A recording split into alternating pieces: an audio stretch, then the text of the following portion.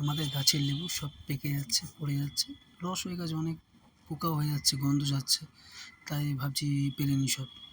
জানি না কেন এটা প্রথম বছর হলো লেবু দেখছি সব পেকে যাচ্ছে আর পড়ে গিয়ে ফেটে যাচ্ছে, আর খুব পচা পচা গন্ধ, কোনো পোকা ফোকা না কিন্তু।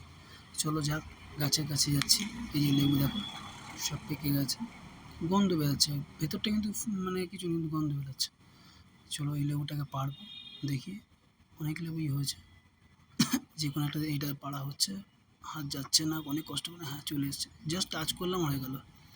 এই দেখতেই পাচ্ছ, এবার কেটে জমিয়ে খাওয়া হবে একদম, তো মারাত্মক। উফ, চলো এবার দেখো ঘরে ঢুকবো, ছুরি নিলাম। এই আমাদের লেবুর সব সাইজ ভালোই, খারাপ না। দেখো কাটার পর দেখেছো কি কালার, মারাত্মক কালার, দারুণ রস। হাতে দেখুন, হাতে মানে কেটেছি, হাতে চচ্চর করে পড়ছে। খাবার ভিডিও পরে করব, ঠিক আছে। নুন লঙ্কা সব কিছুতে মাখা হবে, তেল তেঁতুল সব দিয়ে মাখা হবে, ধনেপাতা। ওটা পরের ব্লকে বা পরের ভিডিওতে থাকবে, দেখো। লাস্টে একটা ছবি দেখা যাবে। দেখো তো আমাদের লেবুটা কী সুন্দর দেখতে হয়েছে। লাইক কমেন্ট শেয়ার করো প্লিজ সবাইকে।